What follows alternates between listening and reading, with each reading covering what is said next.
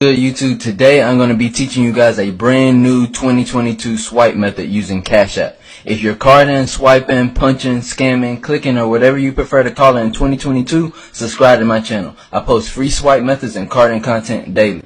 Let's jump right into it. For the cashout method, the first and most important thing a swiper or scammer needs is a Debit+Fullz. A Debit+Fullz includes the debit card info in addition to the date of birth and the social security number of the cardholder. If you need a reliable site to get a valid Debit+Fullz from, join my Telegram chat and message me. The link is in the description below. Once you have a valid Debit+Fullz, you need to create a new email and a Cash App account. Go to the App Store and download Proton Mail. Use Proton Mail to create a new email address because it's encrypted and untraceable. Use the first and last name that's on your Debit+Fullz to create the Proton Mail email address. This new email address is the email address that you're going to use to create a new Cash App account. Go back to the App Store and download Cash App. When you open up a Cash App account, it's going to ask you to enter a phone number or an email address to create a new account. Make sure you select email and enter the Proton Mail address that you just created.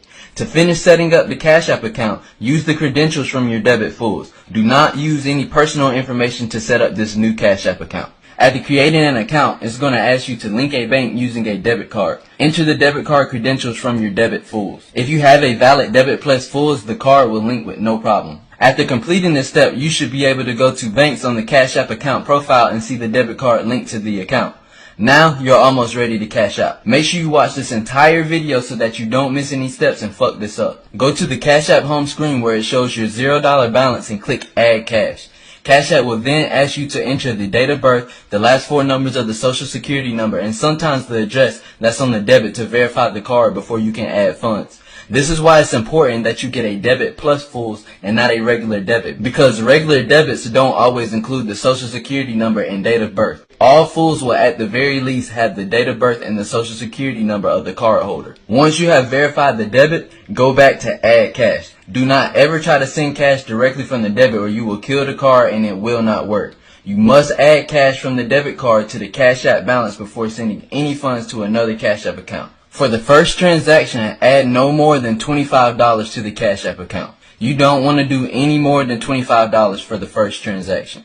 Once you successfully add the first $25 payment to the Cash App balance, you know that you can make some money. Good shit. Go to Add Cash again and this time add $27 or $28. Each time you add to the Cash App balance, it's best to use a different number than before and wait 30 to 40 seconds between each transaction. After the first 2 or 3 transactions, it's okay to add over $100. Keep this process up until you get around $500 to $600 in the Cash App balance. Once you have $500 to $600 in the Cash App balance, you should send the funds to another account before attempting to add more money. This will protect your funds. You can get away with sending it to your personal Cash App, but if you want to be extra safe, use a temporary number to enable Bitcoin and then send it to your personal account through Bitcoin. You can also create 2 emails to create 2 new Cash App accounts at the beginning instead of 1. This will allow you to send the funds to another Cash App before sending it to your personal. And yes, Cash App will allow you to create 2 accounts with the same information from your Debit+Fullz, as long as you use 2 different emails. You can continue adding and sending money in Cash App until the debit declines. After the card declines, transfer any money sitting in the Cash App account to another Cash App account immediately. Wait around 5 or 10 minutes before you try to add funds again. Most of the time, after the debit declines the first time, you won't be able to use it again, but it's always good to check. Once you get all the funds into your personal Cash App, delete the Cash App account that you linked the Debit+Fullz to.